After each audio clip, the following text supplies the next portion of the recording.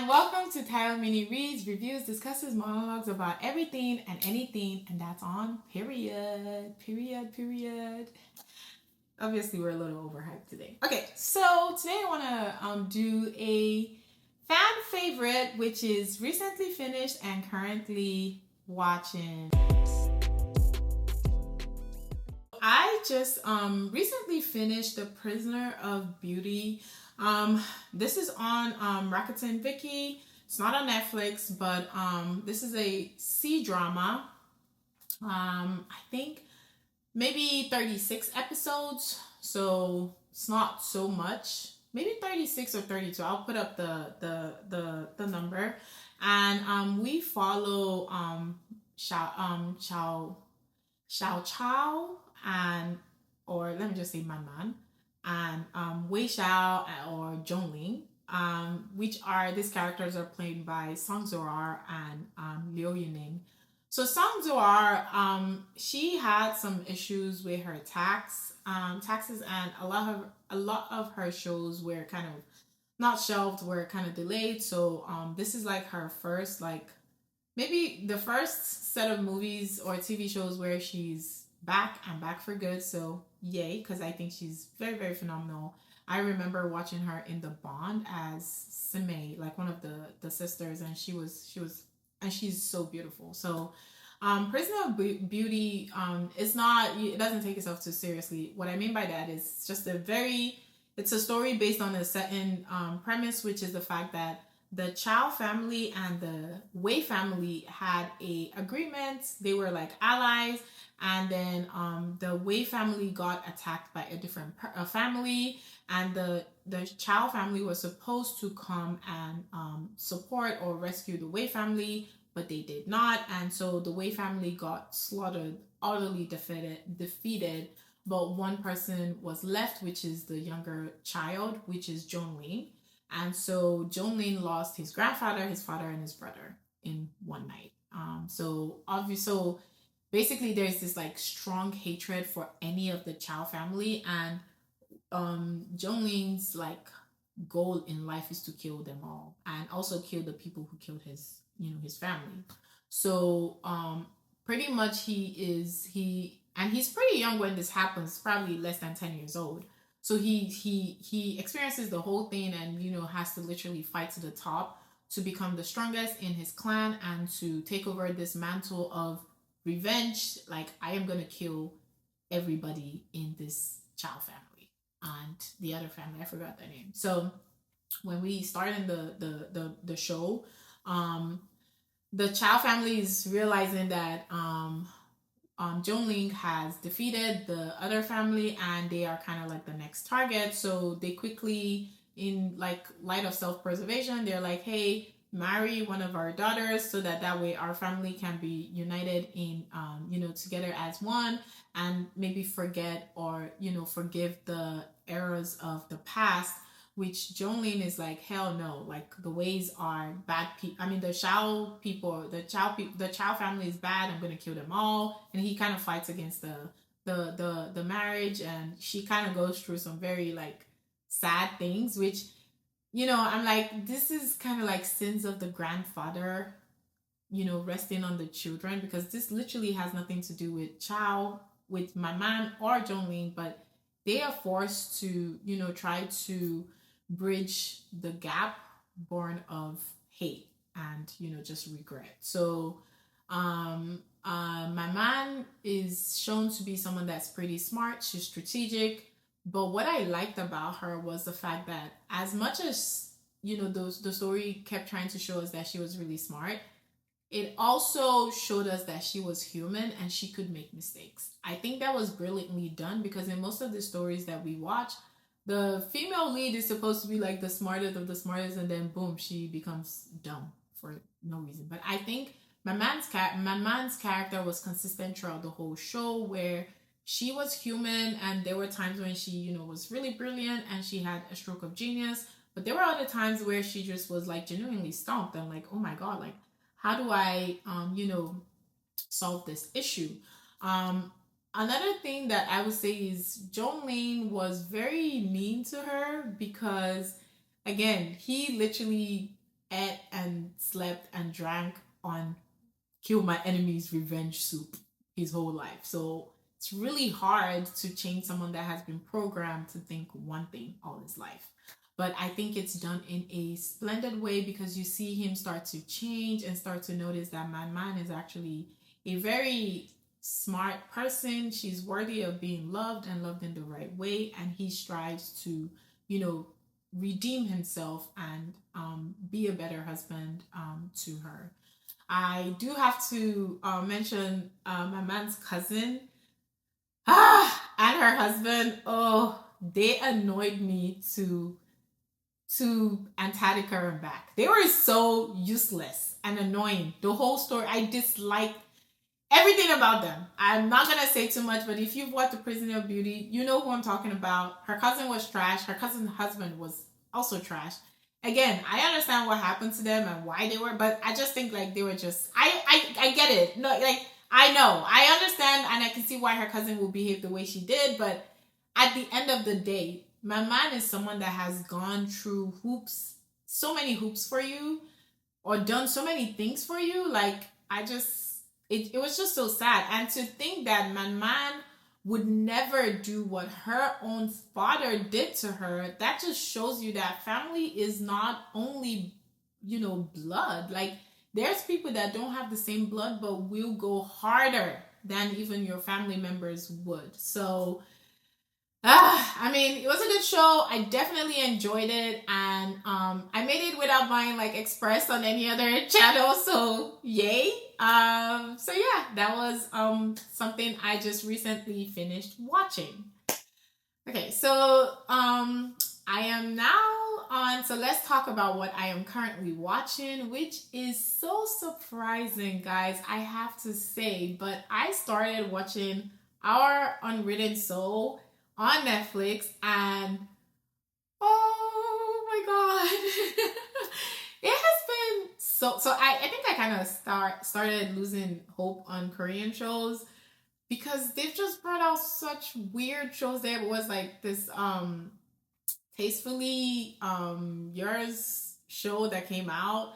There was another one about this researching about, was it chocolate or sheep? I forget the name. I'll put it up. But they've just had like a really bad, not bad, but just shows that are just like trash. Sorry. Like I haven't watched a genuinely good K drama in a minute. So whenever I was seeing like people talking about Our Unwritten Soul, I was like, okay, seems like, you know, this is maybe something that makes sense. And it's our Pac couple, Park Bo Young and Park Jin Young. I absolutely have a crush on Park Jin Young. He is so dreamy. I loved him in Yumi's Cell, and I'm like, when are they gonna release season 3? Like, come on, guys, we have been waiting for so long. But I digress. So we follow Park Jin Young and Park Bo Young, where Park Jin Young is Lee Ho Soo and Park Bo Young is Yomi Ji and Yomi Ray. Okay, I have to be completely transparent and say that I haven't watched Park Bo Young. I don't think I've ever watched any of her shows, but I was absolutely 100% blown away by the way she was able to be Yomi Jin and Yomi Ray. And you can't tell me they're not different people. Like, she is so good. Like, immediately she switches to Yomi Ray, you're like, oh God, here she is. Like, she's so good. I'm just, like, she's a phenomenal actress. Like, I have to give her, like, 100% stars. Like, you go, girl. Like, you're doing your thing. But it is so good. Okay, so we follow, this is set in modern time. It's not Prisoner of Beauty where it's like old day, but this is set in modern time Seoul, where, and I like the little play on the name Seoul, where we follow this family, Yomi Ji and Yomi Ray, who are identical twins, but Yomi Ray from birth was sick, and so she has spent most of her life in hospital, and she's someone that has strived all her life just to be able to amount to something. Lee Ho Soo is someone that was in a very traumatic car accident when he was younger, and that has made him into like a kind of disabled person. And so we follow this three young people where we see them 10 years later because they are now grown, and we find out that Iosu is a lawyer but is having conflicting ideas with his company or his boss. Yomiji was a track runner. She was set to go on a scholarship to school based on the fact that she was running track, but she had a traumatic injury, and she basically injured her leg, and she was not able to go to college. And she also wasn't academically sound, so she wasn't able to go to college on not a scholarship, nothing. So we see her 10 years later. She's doing odd jobs here and there. She doesn't really have much going in her life, and they are all 30 years old.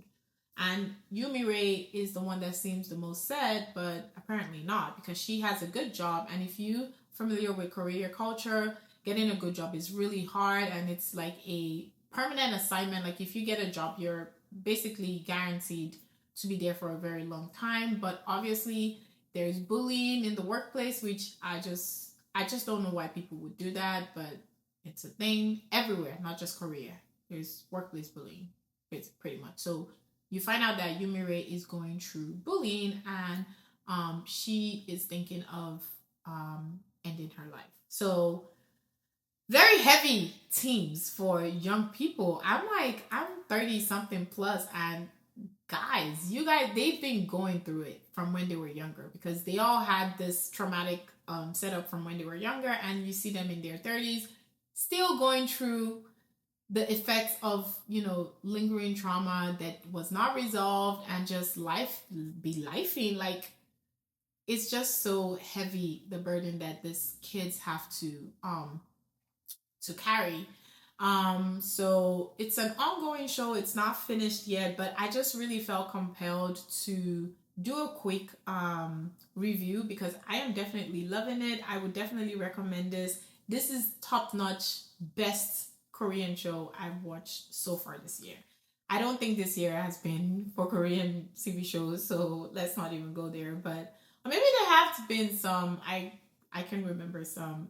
Maybe When the Phone Rings was actually a really good one, but except the last episode, let's not mention that. But Our Unwritten Soul is very, very interesting. It's very, very heart wrenching. There's a scene between Miji and Mirai when Miji goes to Seoul to find her sister and realizes, oh my god, this is what she's going through, and she is straight up bawling, and I was crying. Where it was so, that scene was so powerful. I cried so much. I was like, what is going on? Like, she was so good. Park Bo Young was so convincing. Like, she was like, it wasn't like fake crying where you see someone crying and you're like, no, she was like legit. Like, I was crying with her. It's a really, really, really, really good show. I definitely recommend picking up Our Unwritten Soul. I don't know when you're gonna watch this video, but it's probably gonna be done. It's on Netflix. I think it's either 10 or 12 episodes, so it's not too long like the regular 16 episodes. So it's definitely something that you can pick up and you can finish. Again, I am suffering because they're still airing, so I think I'm like on episode 8, so 9 and 10, 11 and 12 is what I'm waiting for, I think. So I know I'm waiting for the last 4. So I'm super excited to see how they're gonna close it. And the romance between Lee Ho-soo and Miji, oh my god, they're so awkward together. Oh my god. But it's also so cute. So I don't know. For both shows, I have to say that Our Unwritten Soul doesn't really have a lot of OSTs that are like anything that I can really speak on, which I think is a miss for them, because one of the reasons why a lot of people connect to these shows is also because the music is so good, and it's just very it lighten up your heart, especially if you like music.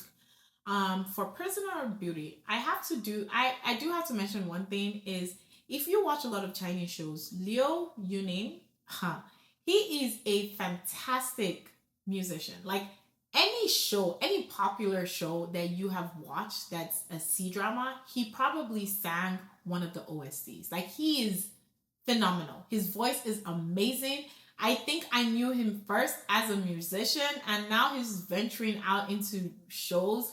He did the show with what's her name? With oh god, I miss her name. I'm gonna put it up. But he did this show, the story of the Pearl Girl, and he was so commanding on that show, and you can see like he's a really good actor too. So I really like people that are so creative in any space. And the OST, he sang one of the OSTs on Personal Beauty. It was so good. I really love that OST. So I'm very happy that he's able to bring his talents, in everything that he does. So yeah, so that is recently finished and currently watching. So let me know if you have watched any of these two shows. What were your thoughts? Did you like them? Did you not like them? What did you think?